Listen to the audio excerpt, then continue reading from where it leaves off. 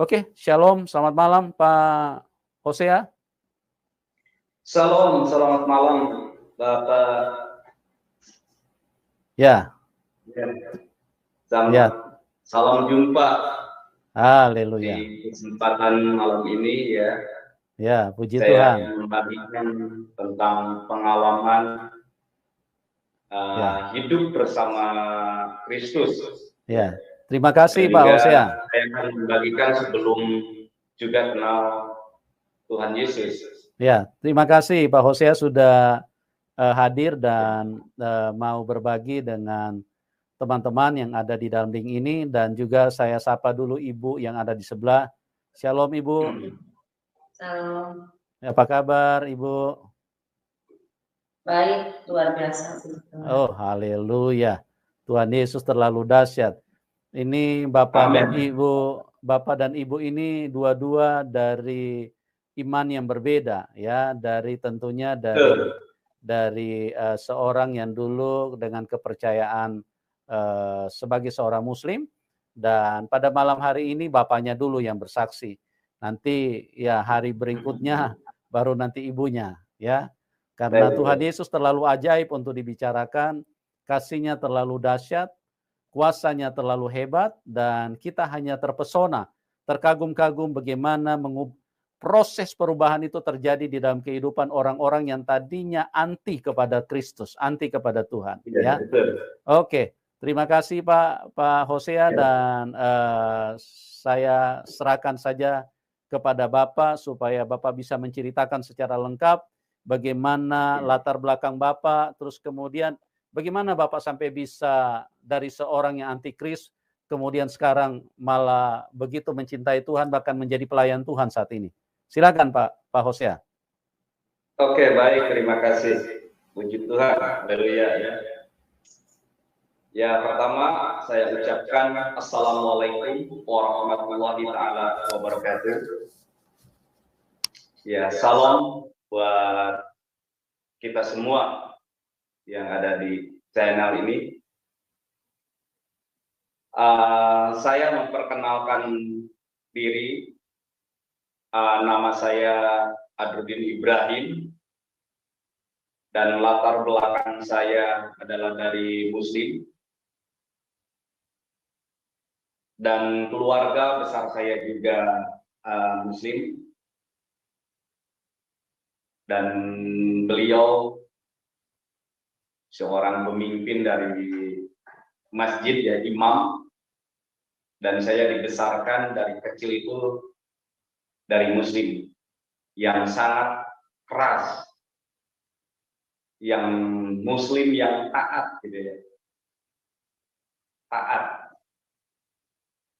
Dan sebelum saya ini menceritakan, karena saya diingatkan oleh satu ayat ya di dalam Ibrani pasal 4 ayat 13 yang berbunyi seperti ini, dan tidak ada suatu makhluk pun yang tersembunyi di hadapannya, sebab segala sesuatu telanjang dan terbuka di depan mata Dia yang kepadanya Dia harus memberikan pertanggungjawaban. Jadi di sini saya harus terbuka ya, karena ini pengalaman saya. Karena kalau tidak terbuka, memang ayatnya memang harus terbuka karena telanjang. Dan saya dibesarkan ya dari kecil sampai sekolah. Memang sekolah kami karena di kampung ya. Ya, kami keluarga petani juga ya di kampung. Kita tidak ada mimpi untuk bisa kenal Isa Al-Masih sebagai Tuhan dan Juru Selamat saya secara pribadi, itu jauh, nggak ada harapan atau nggak ada mimpi untuk percaya atau menjadi orang Kristen, nggak ada gitu di situ. Nah, saya dari kecil, mulai dari umur 6 tahun sampai dewasa, saya dididik oleh bapak saya, suruh ngaji ke masjid, sampai kalau saya tidak ngaji ke masjid, ya istilahnya datang ke masjid ke guru ngaji, saya dipukul. Dipukul itu pakai, kalau di kampung itu pakai apa itu, padi lubuk padi itu, sampai paha saya itu gempor gitu ya, pincang gitu. Sampai bapak saya ngomong ke ibu, jangan dikasih makan kalau tidak ngaji. Saya mengalami tidak makan seminggu, nggak dikasih gitu. Sampai saya tidur itu di istilahnya di kolong itu apa beduk gitu ya, karena ada bolongan. Pas waktu dipukul beduknya saya kaget dari situ. Itu waktu saya dulu gitu. Walaupun bapak istilahnya imam, tapi ya saya bandel gitu, saya nakal, saya malas untuk ngaji. Kalau ketahuan ya udah pasti pukulan itu udah pasti ya. Bagian pinggang, bagian paha, itu bagian kaki juga itu dipukul oleh bapak saya. Itu sangat keras sekali ajaran bapak saya. Sampai saya di situ trauma sampai saya juga dendam waktu itu ya, sakit hati di bapak waktu itu. Iya. Nah di situ saya keluar dari sekolah SD ya. Saya sampai SD sekolah itu karena bagi bapak saya di sana tidak penting sekolah tinggi. Yang penting kamu harus pesantren, kamu harus jadi istilahnya seorang penceramah gitu ya. Itu yang bapak saya tujuannya waktu itu ke anak-anak. Tapi ya karena saya bandel gitu orangnya ya, bandel pergaulan dengan mereka itu ya, gitu ya aja gitu bapaknya. Waktu keluar dari SD, saya langsung istilahnya mau pesantren. Ya saya membohongi orang tua saya. Saya pesantren padahal saya juga pesantren. Gitu. Akhirnya saya melancong ikut dengan orang. Nah sampai ke istilahnya ke Sukabumi ini gitu. Di Sukabumi Selatan sekarang udah di Sukabumi. Gitu.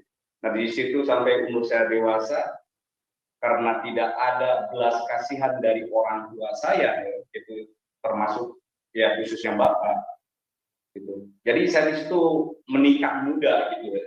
Waktu umur saya itu berapa itu 18 tahun, dan istri waktu itu 13 tahun, 13 tahun.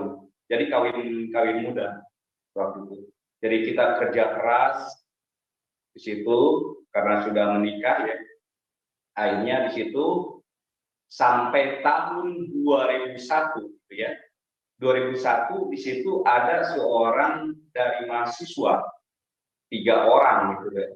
Dia datang ke desa kami karena waktu itu musim kemarau. Nah, di situ mereka bikin sumur gitu. Sumur bersih. Akhirnya saya juga kaget, dia nginep di rumah kami waktu itu. Dia sharing tentang Isa. Dia nanya, Bapak Muslim ya? Iya, Bapak tahu tentang Isa? Ya tahu, itu Nabi, kata saya. Terus, Bapak suka sholat? Ya itu pasti saya suruh sholat, itu walaupun balang bentong bahasa Sundanya itu. Saya pasti sholat, kata saya. Dan Jumatan, gitu. Suka Jumatan. Terus Bapak baca surat Al-Fatihah? Ya itu pasti baca, karena kalau tidak baca surat Al-Fatihah itu tidak sah sholatnya.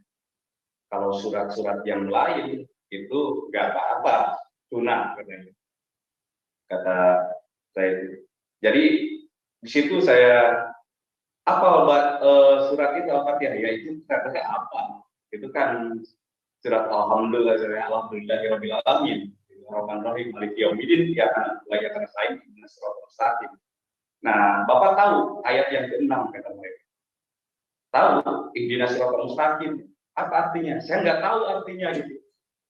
Kata dia, coba ada saya baca terjemahan bahasa Indonesia, di situ ternyata ihdinas siratal mustaqim itu tunjukilah kami ke jalan yang lurus katanya. Kata dia, ya Allah tunjukilah kami ke jalan yang lurus. Dia tanya, siapa itu yang lurus katanya? Nggak tahu katanya. Jadi di situ dia tunjukkan lagi ayat. Bapak pernah baca surat 43 ayat itu ayat 1? Ya pernah katanya, tapi artinya nggak tahu kata saya. Coba Bapak baca, saya baca di situ. Di situ wa innahu la yunisati kalau tanpa berdiha wa ini ada surat mustaqim. Dan artinya katanya dia, Sesungguhnya Isa itu benar-benar memberikan pengetahuan tentang hari kiamat. Karena itu janganlah kamu ragu-ragu tentang kiamat itu. Ikutilah aku, inilah jalan yang lurus. Siapa itu kata dia itu? Ya Isa. Siapa Isa itu? Ya Nabi kata saya. Jadi seperti itu. Kebetulan waktu itu dia bawa Injil gitu, kitab Injil. Saya naksir ini Kristen kan. Saya takut gitu. Ini saya takut ini ya, murtad gitu ya. Sedangkan memang itu musuh bubuyutan gitu ya. Kristen gitu, kafir gitu lah, itu najis gitu ya. Gitu. Dia buka di Yohanes itu pasal 14 ayat 6 di situ. Yesus berkata di situ ada 3 jalan katanya.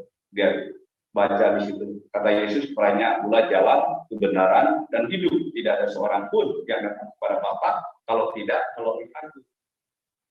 Dan saya tetap nggak percaya. Karena keyakinan saya dididik walaupun saya bandel gitu, tetap saya kuat di dalam agama gitu. Itu nggak tahu waktu itu ya saya kuat dan saya sangat fanatik sekali. Padahal saya kan nggak tahu apa-apa, tapi saya fanatik gitu waktu itu. Bahkan saya bilang ke mereka daripada saya masuk Kristen, lebih baik saya mencuri atau apa lakukan itu. Ya seperti itu, saking fanatiknya, saking bencinya kepada orang Kristen waktu itu. Tahun 2001. Nah di situ dia sering datang ke rumah saya, dia baik orangnya gitu, membantu gitu. Ya kami bahkan di sekitarnya sangat baik sekali. Bahkan setiap dia datang ke situ, saya saking ya nggak suka lah dengan orang itu. Kata saya ke istri, "Mah, kalau ada ini tamu yang nanyain saya, bilang aja main ke sana." Padahal saya di kamar itu ngumpet, langsung tutup pintu kamar, saya kunci. Dan istri pun ikut gitu, bohong gitu. Pas waktu ketuk-ketuk, "Assalamualaikum." Ada bapaknya, nggak ada, main ke bawah. Akhirnya dia nggak masuk, balik lagi. Jadi setiap ke situ saya nggak suka dengan orang itu. Di situ saya selalu alasan saya tidur atau main. Gitu. Jadi bilangnya seperti itu. Jadi lama tahun 2002, 2003 saya ke Bandung waktu itu ya, kerja di Bandung ketemu lagi dengan orang Kristen gitu. Jadi aneh gitu, aneh sekali ya, ketemu dengan orang Kristen lagi. Dan di situ tanya, "Bapak Muslim ya?" "Iya, saya Islam, ini KTP saya, dan ini istri saya KTP-nya ini." "Oh iya, Bapak tahu," katanya, "itu jalan yang lurus." "Ya Allah," kata saya kayak gitu, seperti itu. Tapi dia terus lama-lamaan karena kerja saya di orang Kristen gitu. Di situ memang waktu itu tiap hari dia ada di kantornya. Nah di situ lama-kelamaan ya mimpi itu, saya mimpi waktu itu, karena waktu itu kan saya sudah goyang, iman saya goyang, dan saya tidak bisa makan dan tidak nafsu lah, minum pun sulit waktu itu ya. Kita ini berpikir terus karena kok ini Tuhan atau ini iblis atau setan, kata saya gitu waktu itu. Nah di situ kita sholat tahajud, setelah sholat tahajud jam 12 saya pas, setiap sholat tahajud pas itu jam 12. Nah di situ saya berdoa minta petunjuk, baca surat apa saja yang saya ingat waktu diajarkan di guru ngaji saya, baca semua sampai jam 1 saya itu bacaan, langsung tidur. Nah di dalam tidur itu mimpi gitu, persis yang di mimpi itu ada seorang kakek yang berjubah ungu waktu itu ya. Di dalam mimpi saya dia menunjukkan ayat yang sudah dikasih oleh orang Kristen itu gitu. Di situ 43 ayat itu tadi, ayat 61 gitu. Oh, kata saya, ini Isa lagi. Siapa sih Isa lagi? Dan saya terus tapi saya nggak percaya waktu itu. Saya tetap nggak percaya. Waktu itu saya langsung sholat lagi, kita mimpi lagi di situ. Di situ pas persis ditunjukkan oleh itu ikut akulah jalan yang lurus. Wah, ini jin kayak saya. Jin kata saya. Siapa lagi di situ? Pas waktu itu juga ya, saya terus berarti sampai 3 kali itu saya sholat tahajud. Mimpinya tentang Isa terus. Gitu. Isa terus. Saya nggak mengerti. Pas waktu itu saya berdoa. Terakhir saya berdoa, Tuhan, kata saya, ya Allah, waktu itu, ya Allah, jangan keraskan hati saya. Kalau memang ya Engkau yang terbaik gitu, yang menyelamatkan saya, gitu. Jangan keraskan hati saya. Akhirnya saya berdoa. Nah, di situ baru ada istilah terbuka, artinya bilang kalau memang itu Isa sebagai Tuhan dan juru selamat saya, tolong jangan keraskan hati saya, supaya saya bisa menerimanya gitu. Nah, di situ saya mulai terus terbuka sampai saya bisa baca Injil gitu. Baca Injil tahun 2003 sampai 2005 istri tidak tahu saya dikasih Injil. Waktu istri ada di rumah, Injil itu disembunyikan di bawah lemari gitu. Istri keluar baru saya baca. Jadi itu istri tidur saya baca Injil gitu. Nah, selama itu sampai 4 tahun, saya membaca Injil, perbandingkan dengan Al-Quran, Injil Al-Quran selama 4 tahun. Istri tidak tahu. Akhirnya di situ saya ambil satu keputusan. Iya jelas ini Al-Qurannya seperti ini, Injilnya seperti ini. Ini mirip sekali gitu, mirip sekali. Jangan-jangan ya benar yang dikatakan orang-orang yang beberapa orang ketemu dengan saya mengatakan jangan-jangan benar gitu. Nah, di situ langsung saya terus berdoa. Nah, pas pertama di situ saya kan punya penyakit MBY tahun 2004 sampai 2006 gitu, salah. Nah, di situ saya minta ke dalam nama Isa gitu. Kalau memang Engkau Isa gitu bisa menyembuhkan penyakit saya janji gitu dalam hati saya mau ikut Engkau Isa. Kalau memang Engkau berkuasa gitu di akhirat atau di dunia dan akhirat berkuasa, saya mau ikut Engkau apapun gitu disebut oleh orang, tapi saya mau ikut Engkau. Janji ini janji saya mau ikut dengan Engkau. Gitu. Akhirnya pas waktu itu 3 hari sembuh gitu. MBY selama 2 tahun saya alami itu, nggak bisa duduk, berdiri pun sakit. Gitu. Kata teman saya di Bandung harus dioperasi, sedangkan saya masuk dokter itu anti gitu, takut gitu. Akhirnya sembuh gitu. Nah, di situ saya mulai belajar. Akhirnya saya bukan sekolah sih, saya belajar Alkitab gitu. Terus lagi dilanjutin di Lembang waktu itu, belajar dengan teman-teman saya yang di Garut Selatan, banyak juga dari Muslim teman-teman di situ. Hanya masuk sekolah tahun 2007 saya ambil satu keputusan. Tahun 2007 saya harus balik lagi ke Sukabumi waktu itu tahun 2007. Istri kan nolak. Waktu itu tahun 2007, kenapa Bapak balik ke Sukabumi? Apa yang dikerjakan di Sukabumi kan susah untuk cari pekerjaan. Di sini sudah enak kita ada pekerjaan. Tapi nggak tahu, pribadi saya nggak sejahtera. Sama sekali tidak ada tenang, nggak ada sejahtera. Saya harus balik. Akhirnya sampai bos-bos yang di pekerjaan itu marah ke saya. Kamu bodoh, kamu kurang apa di sini. Gitu. Saya bilang, saya nggak tahu, nggak tenang hati saya nggak sejahtera. Akhirnya di situ saya berdoa malamnya, besoknya akan mau pulang, malam saya berdoa. Di situ ada 2 jalan. Yang pertama jalan ke air terjun, yang kedua itu jalan yang lurus menuju gedung. Dan di gedung itu ada satu kakek lagi. Yang pertama saya mimpi itu berjubah, marilah nak kepadaku. Saya nggak ngerti itu apa setan atau apa gitu, nggak ngerti waktu itu. Dia mari nak ke sini gitu. dia lambaikan tangan di pintu gedung itu. Pas waktu mau nyampe, bangun gitu, mimpi itu. Nah di situ bangun, saya kaget, ini sama siapa ini? Akhirnya situ buka, ternyata di Injil itu saya buka di situ, ternyata marilah kepadaku orang yang letih lesu dan beban berat, aku akan memberi kelegaan. Itu di Injil, jangan-jangan ini Tuhan gitu. Walaupun saya sudah perbandingan lama, hampir sama belajar itu dan tahu gitu, tetap masih ada keraguan dalam hati saya untuk istilahnya total untuk menyerahkan hidup saya kepada Isa Al-Masih atau Yesus Kristus. Gitu.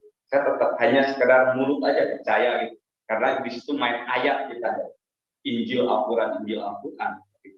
Nah setelah saya putuskan di situ, saya mau pulang, kata Sukabumi, apapun yang terjadi di Sukabumi, saya pokoknya mau pulang, saya mau kerja kelas Sukabumi. Akhirnya pulang langsung ke Sukabumi tahun 2007. Tahun 2007 tiba-tiba ya bibir saja ini nggak bisa diam, gitu. Mulut saya nggak bisa diam. Saya selalu berbicara tentang Isa Al-Masih. Saya selalu berbicara tentang Yesus Kristus gitu di tahun 2007 di Sukabumi ini. Gitu. Sampai banyak orang yang mau belajar gitu. Mau belajar kepada Isa Al-Masih melalui Injilnya. Di situ waktu itu ada 26 keluarga mau belajar. Nah, lama-kelamaan, minggu ganti minggu, bulan ganti bulan, mereka terus ada satu paguyuban gitu. Di situ ada tokoh agama memanggil saya. Tokoh agama itu. Saya kaget kan.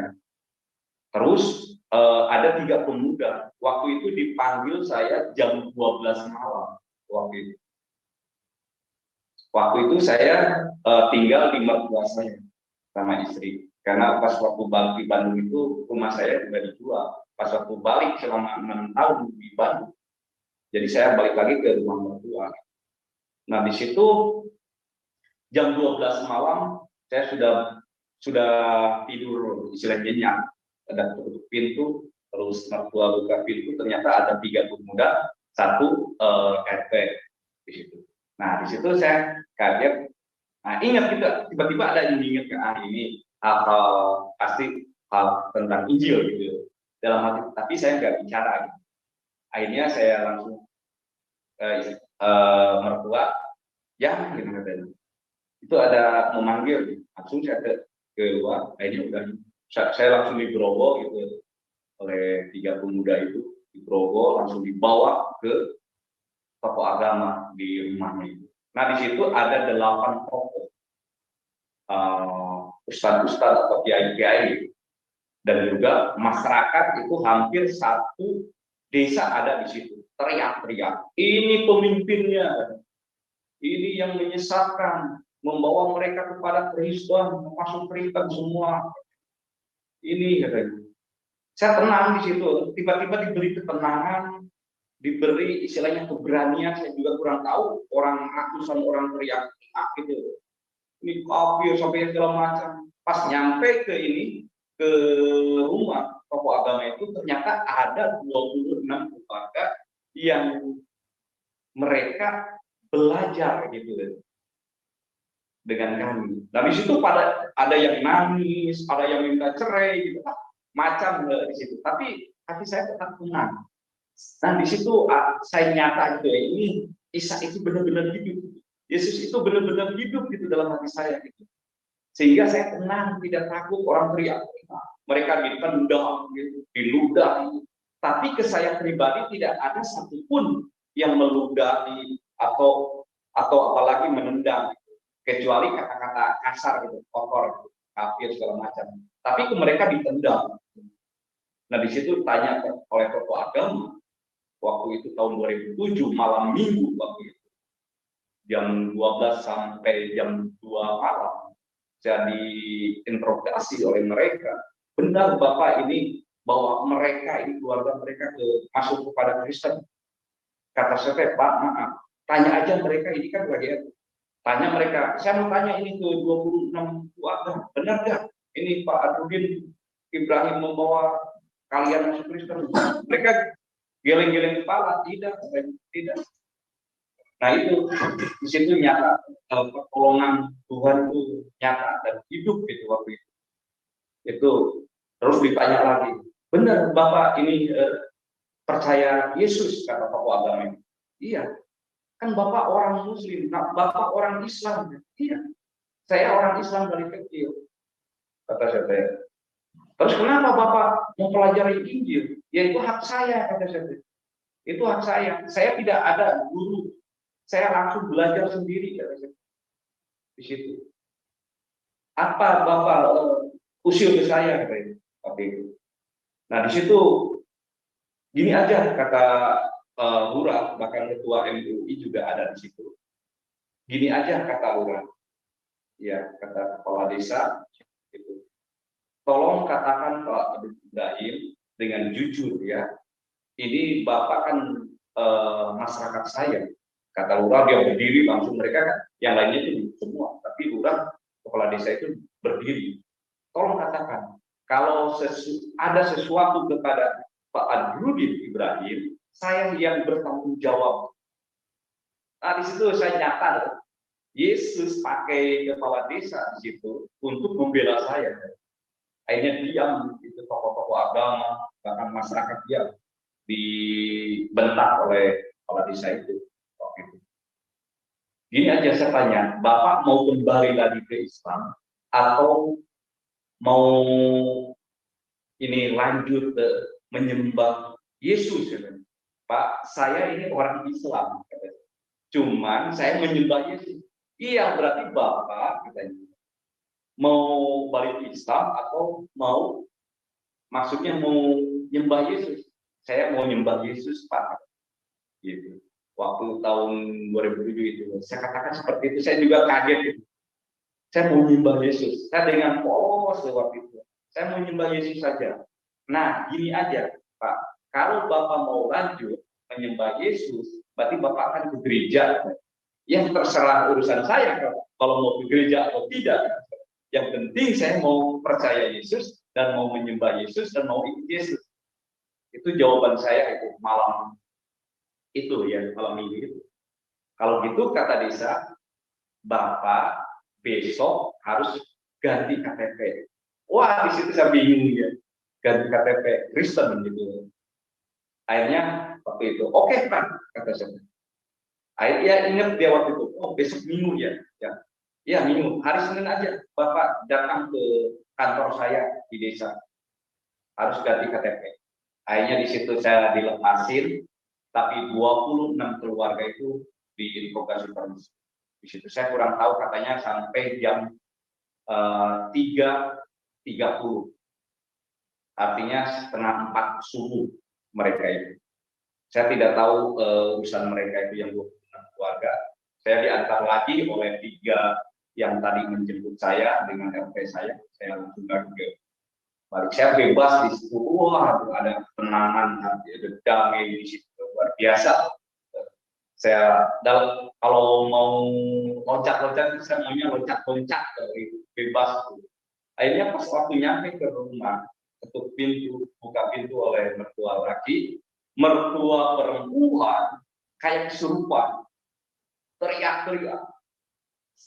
Ibu tidak sudi punya menantu Kristen, ibu tidak sudi menantu kafir. Waduh, di situ sampai dia teriak-teriak, sampai di situ tetangga kiri kanan itu bangun semua. Nah di situ saya kasih tahu ke istri, Mas, saya mau pergi sekarang. Jangan, kata istri, ini kan masih setengah 4 katanya. Nanti aja sebentar lagi jam 5. Enggak, mau sekarang. Jangan, Pak. Kata. Karena ini kan jalan di situ ke kota itu hampir 1,5 jam. Itu ya istilahnya perjalanan kan hutan lah waktu itu. Masih nggak ada rumah-rumah, nanti gimana gitu ya. Khawatir katanya di jalan. Oke lah, kalau itu saya langsung masuk kamar, mertua masih teriak-teriak, saya biarin aja, saya nggak bisa tidur. Udah setengah 5, jam 5 langsung saya pergi sendiri. Saya tinggalkan istri, waktu itu anak 3 ya. Saya tinggalkan anak 3, istri saya tinggalkan. Saya pamit sampai istri saya nangis. Di situ saya tinggalkan Akhirnya saya pisah dengan istri dan juga 3 anak. Itu saya pisah dan saya langsung ke daerah kota Sukabumi yang waktu itu. Pisah selama 3 bulan. Di situ saya tidak ada kontak-kontak dengan istri, dengan anak, saya tidak. Memang itu kesalahannya dari mertua, karena mertua ngusir waktu itu ya. Ya memang dia berkuasa waktu itu, karena saya tinggal di mertua. Akhirnya saya langsung pergi, saya tidur di kolong jembatan waktu itu ya. Saya tidur di emperan Toko tahun 2007. Saya tidur di stasiun, saya tidur di terminal kayak anak gelandang. Tapi apa yang saya rasakan dalam hati saya, tidak pernah sebelumnya saya merasakan yang waktu itu. Jadi ada satu sukacita yang damai sejahtera di dalam hati. Ada ketenangan. Saya bernyanyi, ya. Walaupun saya waktu itu tidak bisa nyanyi, cuman bisa hanya Isa gitu. Terima kasih Isa, hanya itu aja gitu. Terima kasih Yesus, waktu itu ya seperti itu. Karena saya nggak hafal nyanyi, cuma panggil dia aja. Sampai di stasiun, orang-orang stasiun melihat, saya tidak peduli dengan yang lain. Itu memang saking tergila-gilanya kepada istilahnya Yesus, itu tergila-gila waktu itu. Sangat cinta pada dia.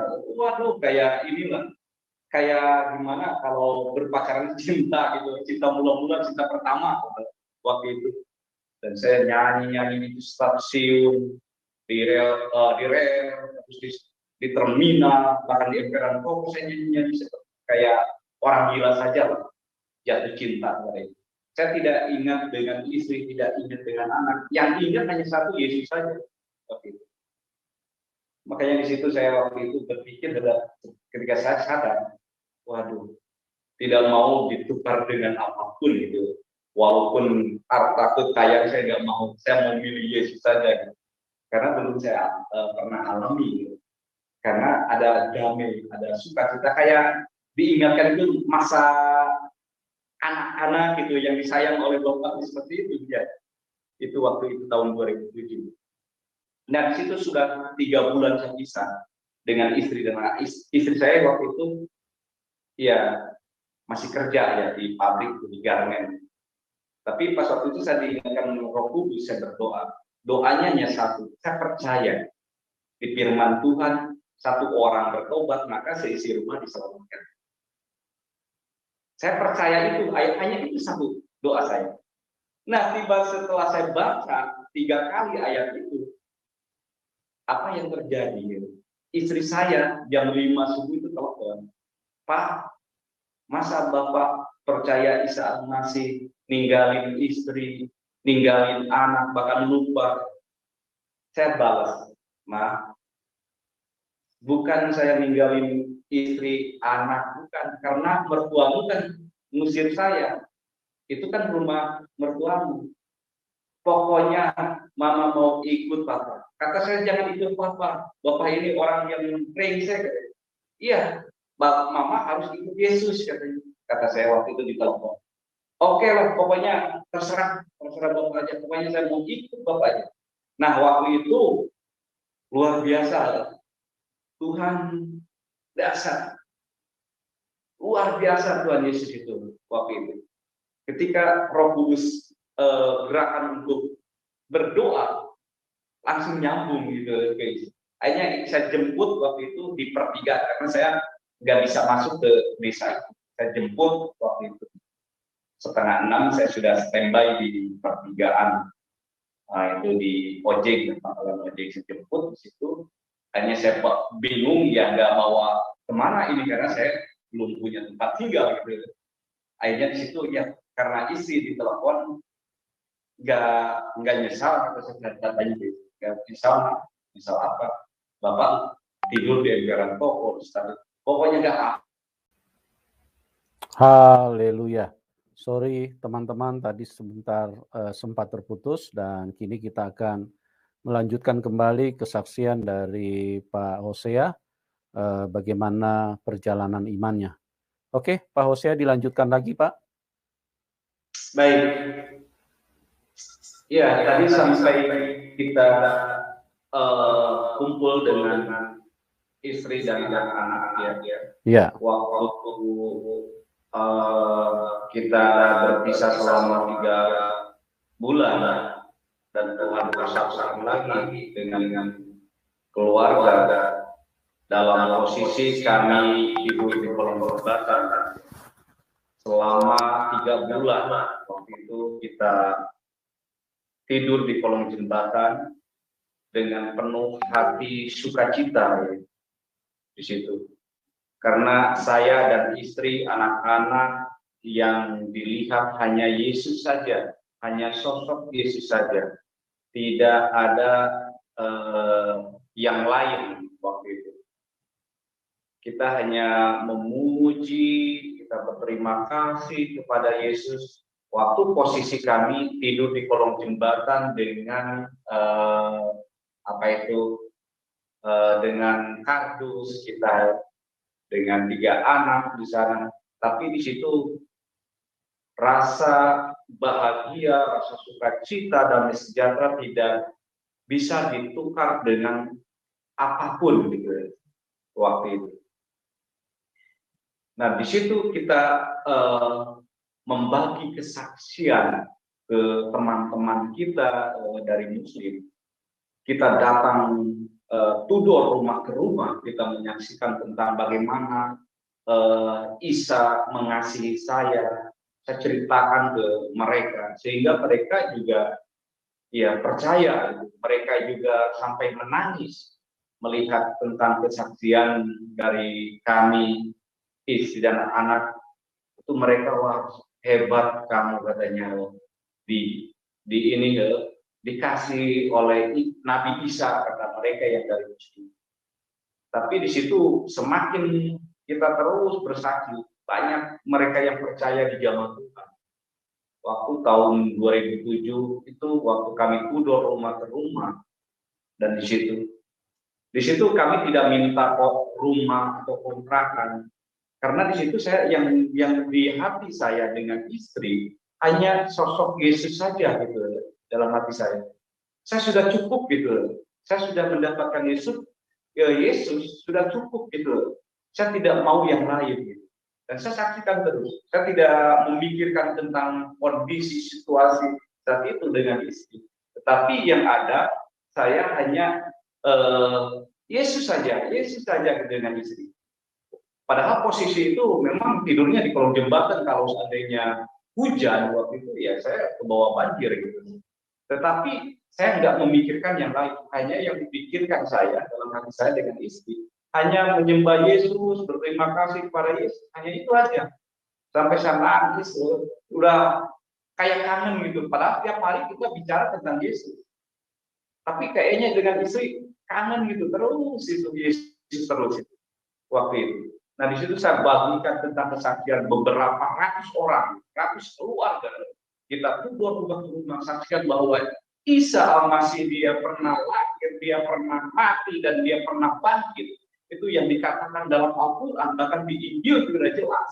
Katakan saya di surat 3 Maryam itu dan juga 33 itu sudah jelas, sejak aku lahir, sejak aku mati dan bangkit. Berarti dia nyata. Isa itu hidup, Yesus itu hidup sampai sekarang gitu. Itu yang saya rasakan dengan istri. Dan di situ saya sampai nangis, bukan nangis karena posisi atau kondisi saya, tapi saya menangis karena Yesus mengasihi saya dengan istri dan anak-anak, sehingga saya dengan istri dan anak-anak dikasihi oleh Dia gitu. Diselamatkan oleh Dia. Nah, di situ setelah itu saya datang ke orang tua saya di Jampang gitu. Jampang Surade, Sukabumi Selatan. Saya saksikan apa yang diterima oleh keluarga saya. Saya dipecat dari keluarga. Kamu tidak dapat warisan dari ini, Pak Saudara. Saya tidak ngepek, tidak peduli gitu waktu itu.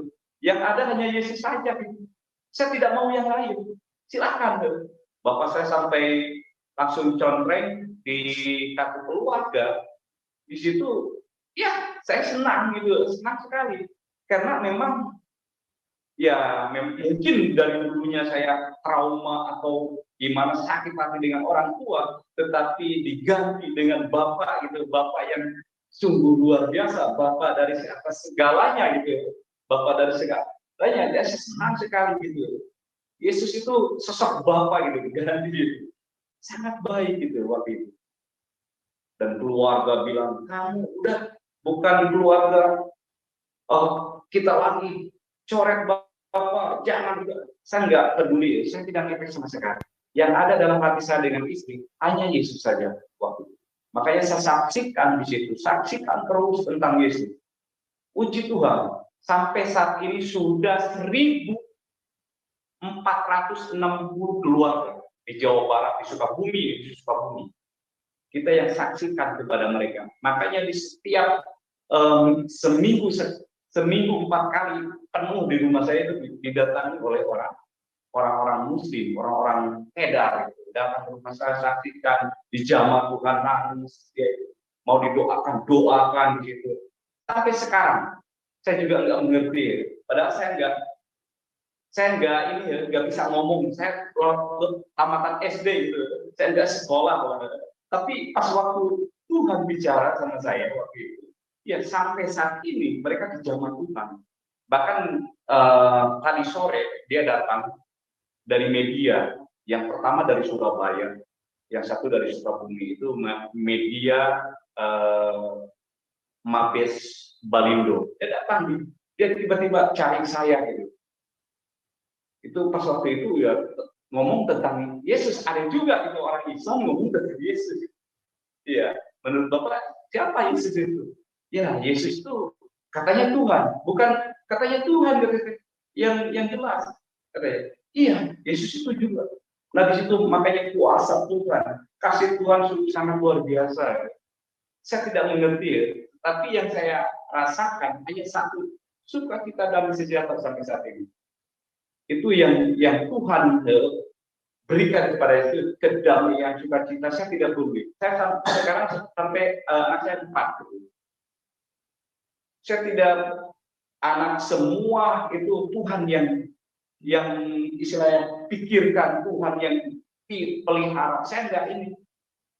Karena waktu itu saya sempat berdoa dengan anak. Saya serahkan kepada Yesus. Termasuk saya pribadi dengan istri. Saya sujud kepada Yesus. Saya bukan menyerahkan tentang pergumulan, bukan. Saya tidak menyerahkan pergumulan saya kepada Tuhan, bukan. Saya tidak menyerahkan itu. Tetapi saya menyerahkan hidup saya kepada Kristus gitu. Saya sudah cukup. Hidup saya, istri saya, anak-anak saya serahkan kepada Dia. Jadi saya tidak banyak dari teman-teman saya yang dari Kristen dia, ya ketemu gitu dari Kristen dari kecil. Cuman mereka menyerahkannya itu pergumulan, masalah. Padahal bukan itu yang utama, itu hidup. Itu hidup yang perlu diserahkan kepada Yesus. Karena ada satu ayat mengatakan di situ, kamu sudah dibayar lunas gitu. Artinya bukan kalau di Galatia bilang, namun aku hidup, bukan aku lagi yang hidup, melainkan Kristus yang hidup. Ketika kita benar-benar hidup, kita menyerahkan kepada Yesus itu, mati bagi Yesus. Makanya hidup adalah Kristus, mati adalah keuntungan. Itu yang saya rasakan sampai saat ini. Makanya saya tidak takut banyak kiai-kiai dari sini Sukabumi, bahkan MUI. Saya ceritakan tentang Yesus. Ini Yesus saya yang alami gitu. Saya tidak peduli mereka mau bilang apa. Saya yang sampaikan Yesus. Makanya di daerah sini, daerah Sukabumi gitu, mulai dari tahun 20 sampai sekarang ini banyak petobat baru dari Muslim dari Pedar, sampai ratusan orang yang tahu, yang saya jumpai. Bahkan saya menyaksikan ketemu dengan ya beberapa teman-teman gitu setiap hari. Ya seperti itu, mereka pas ketemu dengan ini ngomong Yesus, ketemu ngomong Yesus, saya juga aneh gitu. Bahkan ada dari DKM Masjid, ya dia lumpuh selama 6 bulan. Ketemu waktu itu Tuhan bawa saya ke tempatnya. Sakit apa? Saya lumpuh, Pak, katanya 6 bulan. Bapak mau sembuh? Ya mau, katanya. Kalau Bapak mau sembuh, percaya Yesus, terima Yesus. Bagaimana caranya? Mau Bapak doakan, kita doakan itu. Seperti di kitab Wahyu, aku berdiri di depan pintu, barang siapa yang mengetuk pintu, aku akan masuk. Dan di situ saya doakan mereka. Itu seminggu sembuh, berjalan. Dia terima Yesus. Sampai sekarang. Dia aktif di persekutuan kami. Kalau kami persekutuannya itu rumah ke rumah. Yang dibilangnya itu gereja rumah. Jadi kita ada 36 kecamatan, ada 36 kelompok di 36 kecamatan. Satu kelompok itu paling minim 7 atau 9 orang. Itu. Dan di situ mulai berakar lagi di kampung-kampung, pedesaan-pedesaan itu. Saya juga kaget itu. Saya heran, ajaib memang Tuhan Yesus itu. Dasar bagi saya, bagi istri, bagi anak-anak saya. Sampai anak-anak saya, kalau orang lain susah untuk mencari pekerjaan, tapi anak saya tanpa melamar, tanpa ini, tiba-tiba telepon, anak kamu udah lulus semuanya, sudah Pak, lulusan apa? SMK, mau kerja? Saya tanya ke anak, mau kerja nggak? Ya mau. Jadi tanpa bikin surat lamaran, langsung kasih diterima. Itu luar biasa ajaib. Jadi yang pertama di Tangerang saya, yang kedua di Bandung. Cuman kalau di Bandung dia melayani anak-anak jalanan di daerah Cemindi. Dia melayani nomor 2 itu. Tapi yang nomor pertama itu dia kerja. Itu. Yang kedua melayani, yang nomor 3 masih sekolah SMK kelas 2. Iya, SMA kelas 2 di Semandang. Dia sebagai ketua di sekolah, saya juga nggak ngerti gitu cara Tuhan luar biasa dalam hidup saya. Dan saya percaya ada satu ayat yang mengatakan di dalam Yohanes ya. Dalam Yohanes katakan di Yohanes 15 ayat 16, bukan kamu yang memilih aku, tetapi akulah yang memilih kamu, dan aku telah menetapkan kamu supaya kamu pergi dan menghasilkan buah, dan buahmu itu tetap. Supaya apa yang kamu minta kepada Bapa dalam namaku diberikannya kepadamu. Nah di sini yang sangat luar biasa dari Tuhan. Jadi bukan saya yang memilih dia, tetapi Tuhan. Kalau Tuhan memilih dia, artinya tanggung jawab semua oleh Tuhan. Asal saya menyerahkan hidup saja kepada dia gitu. Jadi dia yang bertanggung jawab itu. Saya suka sampaikan kepada orang-orang Muslim yang aktif gitu, belajar sama-sama di tempat kami ya, sampai sekarang. Dan banyak ayat yang Tuhan kasih seperti di 1 Petrus pasal 2 ayat 9 dan 10, tetap kamulah bangsa yang dipilih. Kan waduh, itu bergebu-gebu gitu. Di sekian banyak orang-orang Sunda yang dari Muslim. Oh, haleluya. Hanya keluarga saya dipilih oleh Tuhan. Gitu. Sampai mereka iri ke saya. Kok saya nggak dipakai kata ini? Ada teman saya Ustadz dari Alaya yang pesantren Timur Tengah. Ya. Kok saya nggak dipilih? Bapak mau nggak dipilih? Ya tergantung respon Bapak. Kalau Bapak mau dipilih, ya silakan. Katanya berdoa dalam nama Yesus. Akhirnya dia ikut. Jadi seperti itu. Jadi simpel. Kita bukan menginjil, tapi memberi kesaksian kepada mereka apa yang saya alami sampai saat ini. Makanya sudah ratusan bahkan ribuan orang Muslim di Sunda ini. Kita keliling mulai dari Garut, Tasik, kita Cianjur, yang Ciranjang, kita keliling.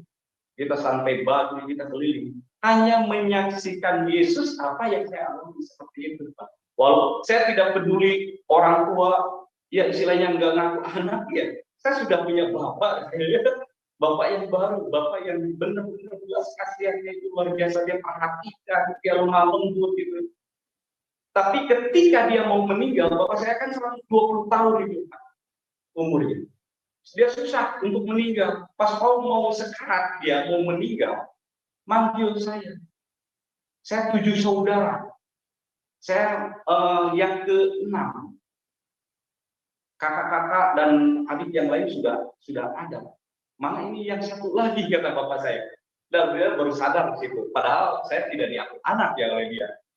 Dan di situ saya ditelepon, saya nggak datang karena waktu itu jam 4 sore, nggak mungkin saya harus datang ke Jampang, perjalanan 3,5 jam ke Jampang Surabaya dari Sukabumi.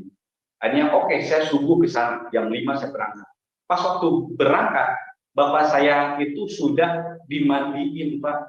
Di sana udah meninggal, tinggal dipakai kain kafan itu.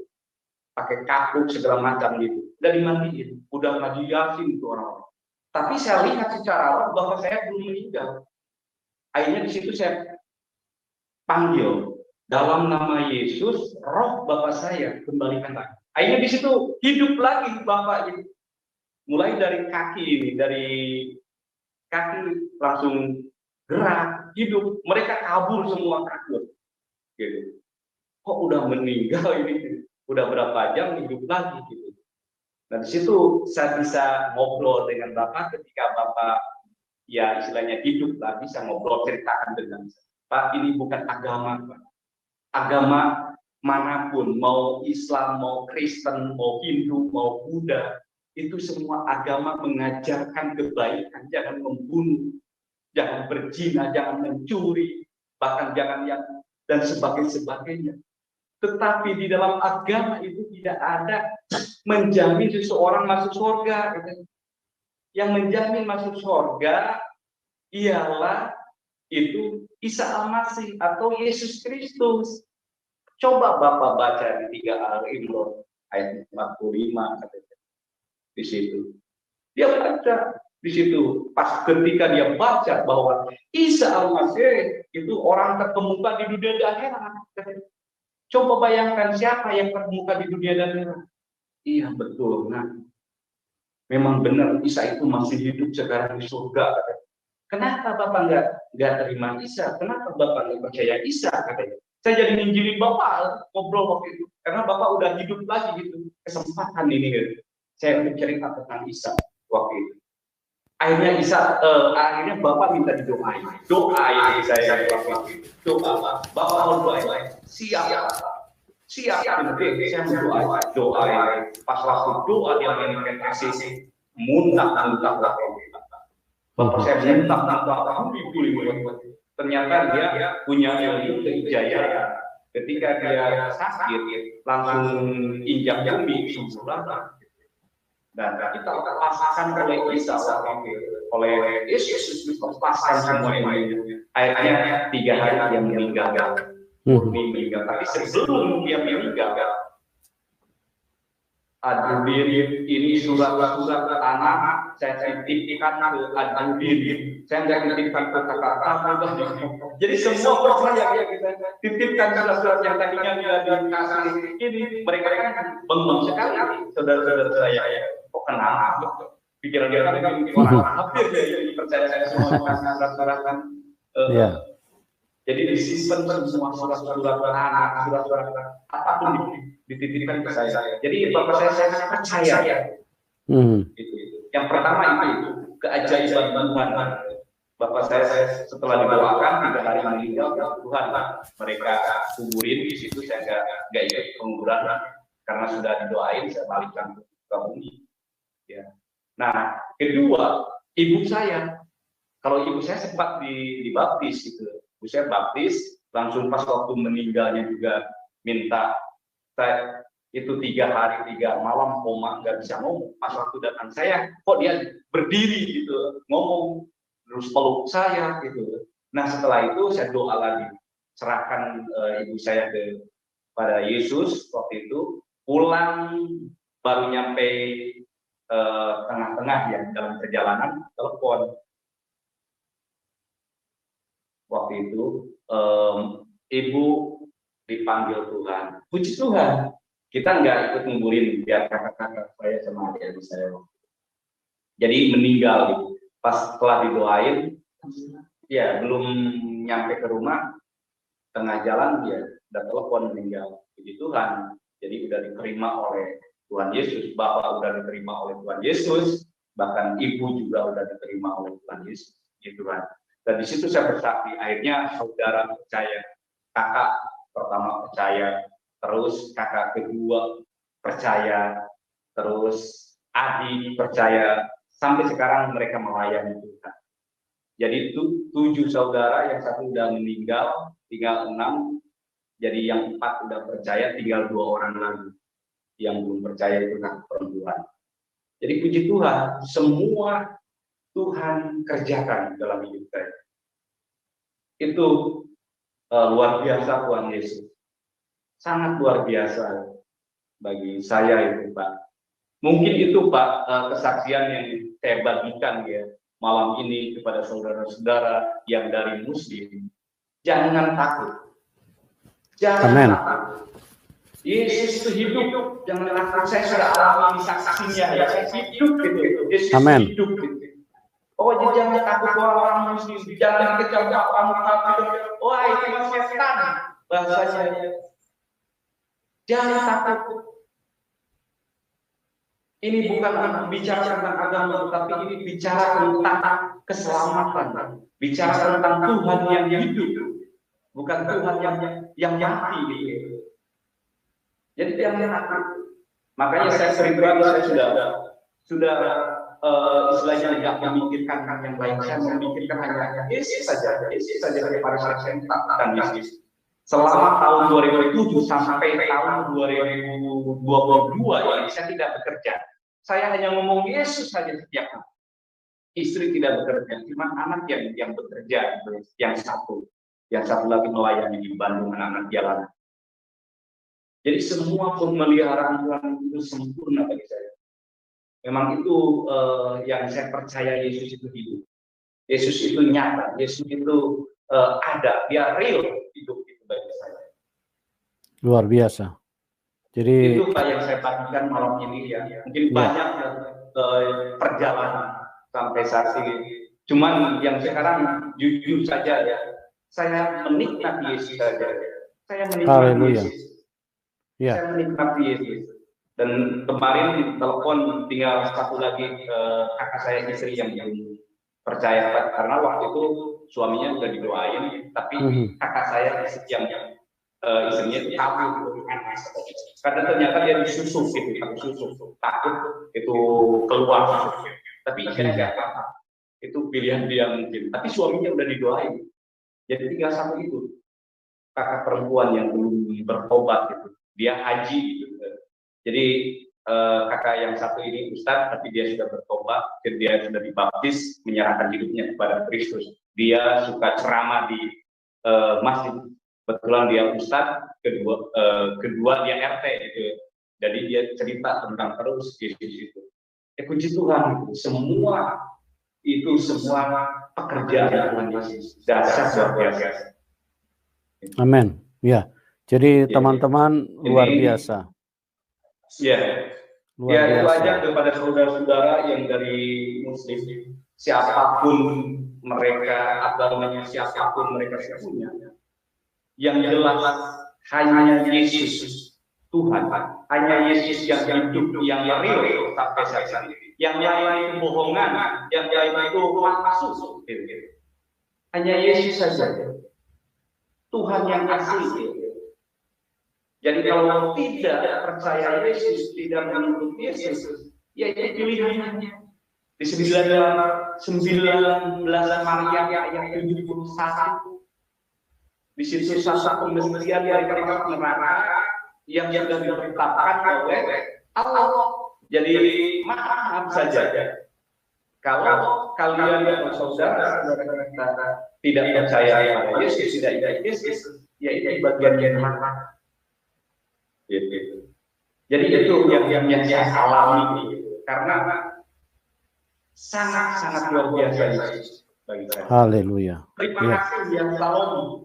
Ya, terima kasih Pak Adrudin atau Pak Hosea yang sekarang bernama Pak Hosea. Jadi teman-teman, kita itu harus mengalami Tuhan karena kita mengenal hakikat Tuhan. Hakikat Tuhan itu salah satunya Dia Maha Kuasa. Kalau dibilang Dia Maha Kuasa, sementara kita tidak mengalami kuasa Tuhan, maka sulit sekali untuk kita berbicara kebenaran. Jadi kuasa Tuhan itu harus dialami baru kita bisa menceritakan tentang Tuhan. Karena kalau kita cuma membacakan buku, mempercayai tulisan di dalam buku, sulit. Ya. Karena apa? Karena semua manusia bisa menulis buku. Tapi kalau dia itu benar adalah firman, maka firman itu harus menjadi bukti. Dan dari situlah kita bisa percaya bahwa ini firman, ini kebenaran. Artinya kalau dibilang Tuhan itu Maha Kuasa, dia harus tunjukkan kuasanya kepada kita. Baru perkataan kita itu menjadi kebenaran, menjadi firman. Ya, kuasa, kita bilang dia Maha Kuasa, ya harus nyata kuasanya. Tidak boleh hanya kata buku, tidak boleh hanya kata orang lain. Nah ini banyak yang menjadi terjebak dan akhirnya kita menjadi tersesat kalau kita hanya kata orang, kata buku, nggak bisa. Kita harus alami karena iman itu sifatnya personal, pribadi, perorangan. Iman itu tidak bisa grup, iman itu tidak bisa keluarga, iman itu perorangan, ya. Sifatnya sangat pribadi. Dan kita kalau pribadi harus mengalami kuasa Tuhan. Yang kedua, kita harus mengalami kasih-Nya karena hakikat Tuhan itu pengasih dan penyayang, ya. Kalau kita melihat Tuhan baik dari Alkitab itu nyata sekali, tidak bisa dibantah ini. Ajarannya itu kasih. Kalau kamu ditampar pipi kanan, berikan pipi kirimu. Tidak ada manusia yang bisa mengajarkan seperti itu. Karena ini pengejaran dari atas. Datangnya dari surga, dari Tuhan itu sendiri. Kalau kamu ditampar pipi kanan, kasih pipi kiri. Kalau cuma sekelas nabi atau sekelas rasul, kalau kamu ditampar pipi kanan, kalau perlu pukul juga kepalanya. Itu manusia. Tapi kalau Tuhan, tidak bisa dibantah, ya, dari firman-Nya dan tertulis di dalam Alkitab. Berdoalah buat musuh-musuhmu, mintalah berkat buat mereka. Dialah Raja Damai. Kalau Tuhan hadir, semua jadi damai, semua jadi indah, semua jadi sesuatu yang begitu menyejukkan, begitu membahagiakan. Karena apa? Karena dia damai, dia Raja Damai. Kalau kamu berdoalah buat musuh-musuhmu, mintalah berkat buat mereka. Tidak pernah akan bisa menemukan kebahagiaan kecuali pengajaran seperti ini yang kita temukan, yang kita terima di dalam hidup kita. Tuhan juga berkata, jikalau orang mengambil bajumu, serahkan juga jubahmu. Ya, luar biasa. Diambil baju, serahkan dengan jubah. Itulah Tuhan yang baik. Karena Tuhan itu selalu ingin membahagiakan manusia. Berbeda ya teman-teman, di dalam hidup manusia, di dalam hidup ini hanya ada dua kekuatan, kekuatan Tuhan atau kekuatan setan. Nah, setan itu hakikatnya kita sama-sama tahu dia jahat, ya. Setan itu mengajarkan pertikaian, pertengkaran, perselisihan, iri hati, amarah, fitnah, dengki, hawa nafsu, ya. Makanya manusia itu kan dipenuhi dengan nafsu, cabul, pikiran kotor, terus pertikaian, suka bertikai. Senang sekali berselisih dengan orang lain. Itu tabiat daging. Itu tabiat-tabiat yang berasal dari setan. Dan produk yang paling jitu, yang paling tertinggi setan hadirkan di dalam hidup manusia adalah kebencian. Ya, karena kebencian itu akan menghasilkan kematian. Kebencian kalau dipelihara, maka dia akan menghasilkan pembunuhan. Semakin besar kebencian di dalam seseorang, maka ujung-ujungnya dia akan membunuh orang lain. Karena setan itu haus darah. Jadi dari situ kita bisa mengenal. Oleh sebab itu, marilah saya berdoa sebagai hamba Tuhan. Saya mengasihi siapapun Anda dengan tangisan, dengan tetesan air mata. Karena ini bukan bicara tentang kekristenan. Ini bicara tentang kasih Tuhan. Kasih Tuhan itu harus tersampaikan kepada semua orang.